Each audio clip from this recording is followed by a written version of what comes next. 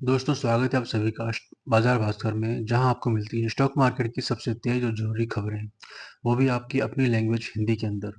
So guys, बिना किसी देरी के स्टार्ट करते हैं आज की सबसे इम्पोर्टेंट न्यूज़ अपडेट्स। पहली खबर गाइस, ग्लोबल स्टेज से डोनाल्ड ट्रंप ने ऑफिशियली बोल दिया है कि इलॉन मस्क के साथ उनका रिश्ता अब ओवर हो चुका है, यानी उनकी दोस्ती या टाइज अब नहीं रही। सो गाइस, ये खबर उस टाइम पर आई है जहां उनके बीच में पहले भी डिफरेंस की बात चल रही थी। अब इंडियन मार्केट पे इसका डायरेक्टली इम्पैक्ट तो देखने को नहीं मिलेगा, बट ग्लोबल लेवल पर ऐसे हाई प्रोफाइल फिगर्स के बीच में अगर कोई भी डिस्प्यूट चल रहा होता है ना, तो मार्केट के सेंटिमेंट को ओवरऑल अफेक्ट कर सकता है। तो बस एक general global mood setter news समझ के मैंने इसे कवर किया है। आई होप आपको ये न्यूज़ ठीक लगी होगी। सो गाइस, अगली खबर की बात करें तो अगली खबर आ रही है चाइना की तरफ से। चाइना ने रेयर अर्थ एक्सपोर्ट्स को लेकर अपनी पॉलिसी में कुछ चेंजेस किए हैं। चलिए इस न्यूज़ में उसी को डिस्कस करते हैं। गाइस, अब ये न्यूज़ हमारे ऑटो सेक्टर के लिए भी अच्छी है।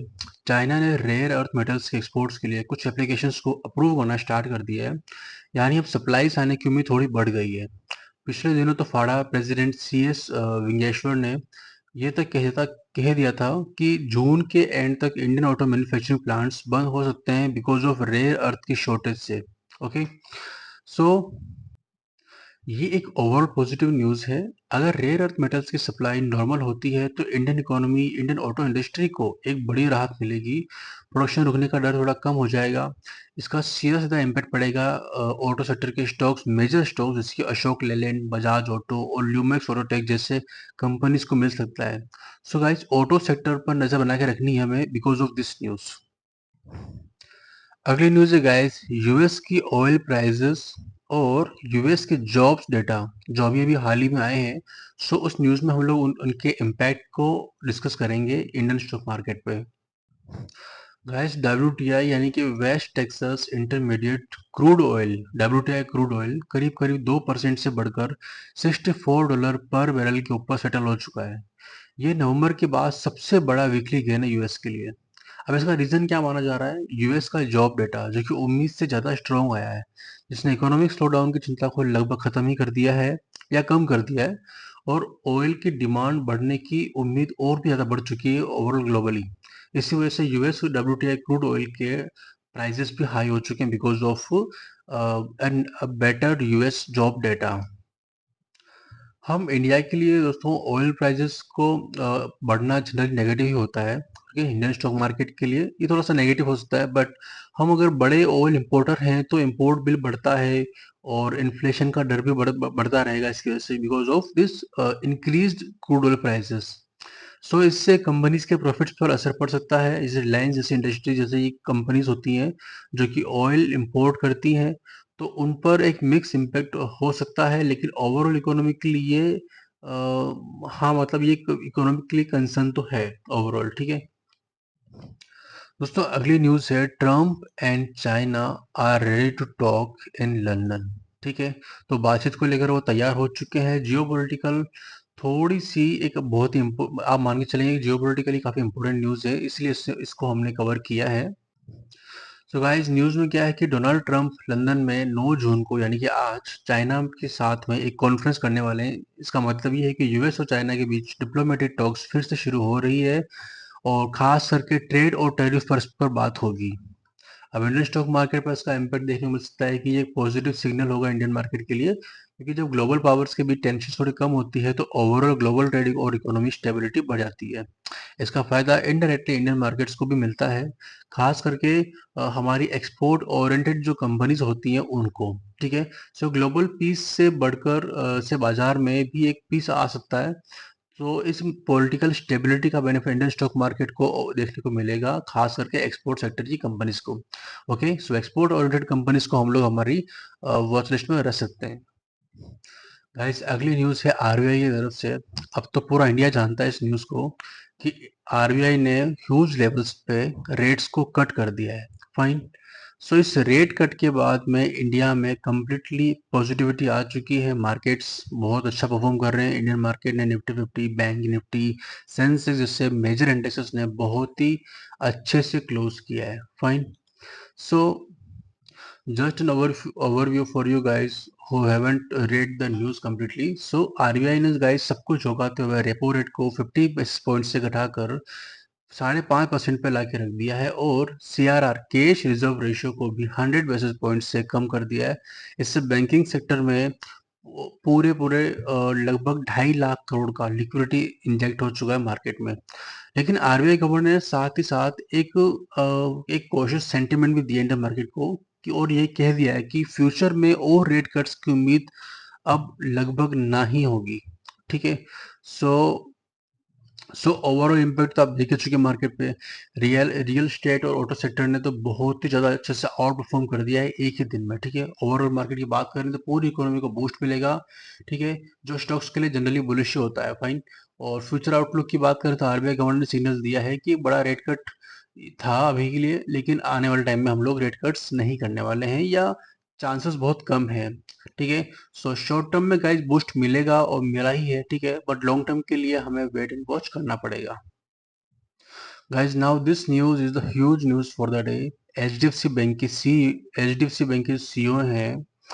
सो उन पर बहुत ही गंभीर आरोप लगाए गए हैं। बेसिकली फाइनेंशियल फ्रॉड के एलिगेशंस लगे हैं उनके ऊपर, जिसके चलते उनके सस्पेंशन और प्रोसिक्यूशन की मांग भी हो रही है।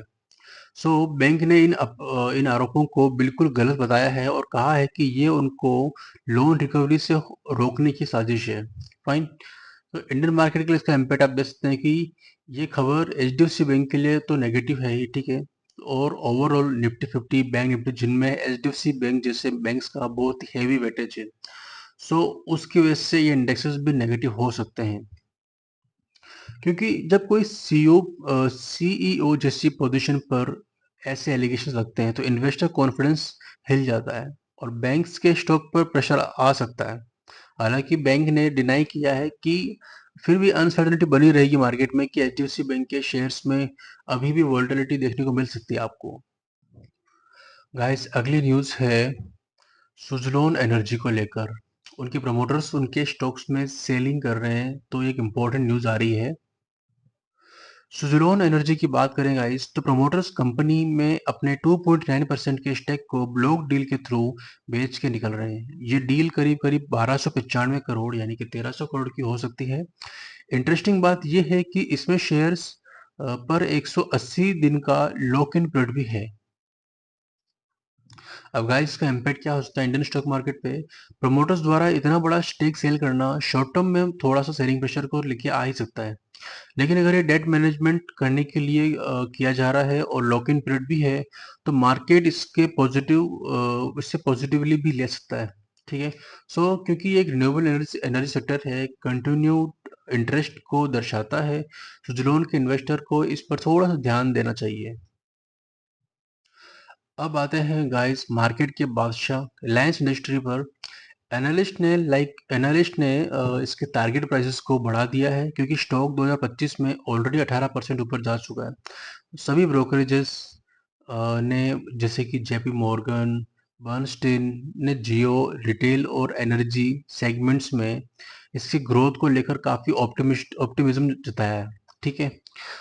ये रिलायंस के लिए तो बहुत ही पॉजिटिव न्यूज़ है ही, बड़ी ही पॉजिटिव न्यूज़ है। लेकिन जो अदर कंपनीज हैं, ठीक है, बड़े एनालिस्ट को टारगेट का प्राइस बढ़ाना है, मतलब उन्हें कंपनी के फंडामेंटल्स और ग्रोथ पोटेंशियल पर पूरा भरोसा है।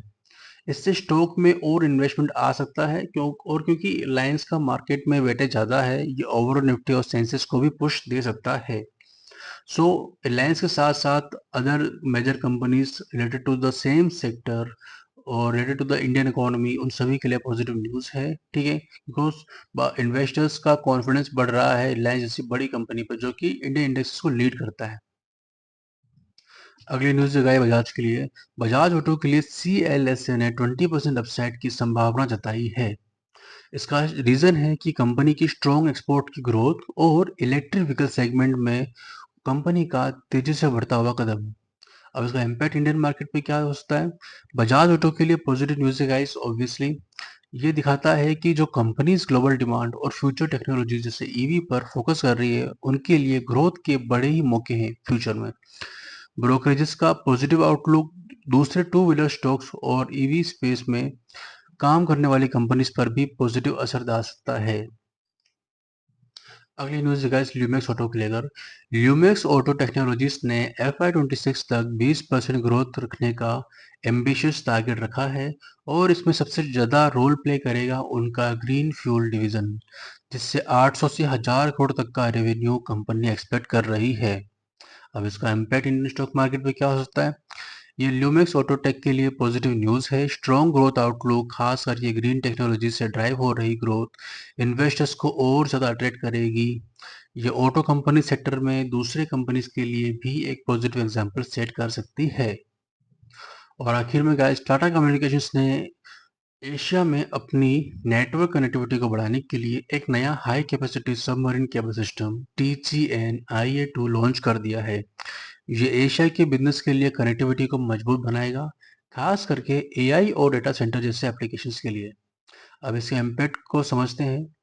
टाटा कम्युनिकेशंस के लिए ये पॉजिटिव न्यूज़ है। नेटवर्क इंफ्रास्ट्रक्चर का एक्सपेंशन कंपनी को डिजिटल कनेक्टिविटी स्पेस में और भी स्ट्रॉन्ग बनाएगा। लॉन्ग टर्म में इससे कंपनी को रेवेन्यू और प्रॉफिटेबिलिटी बढ़ सकती है और ये ओवरऑल टेक्नोलॉजी और टेलीकॉम इंफ्रास्ट्रक्चर सेक्टर की कंपनीज के लिए भी एक बूस्ट होगा। सो गाइस, ये थी आज तक की बाजार भास्कर की सबसे ज़रूरी खबरें जो आपकी इन्वेस्टमेंट जर्नी को गाइड कर सकती हैं। हम उम्मीद करते हैं कि ये इन्फॉर्मेशन आपके लिए हेल्पफुल रही होगी। अगर आपको ये वीडियो पसंद आया है तो लाइक करना मत भूलना, अपने दोस्तों और फैमिली के साथ शेयर करना और हाँ, बाजार भास्कर को सब्सक्राइब करना बिल्कुल भी मत भूलना क्योंकि हम आपके लिए ऐसे ही डेली वीडियोस लेके आते रहेंगे। मिलते हैं कल फिर एक नई अपडेट के साथ। तब तक के लिए हैप्पी इन्वेस्टिंग।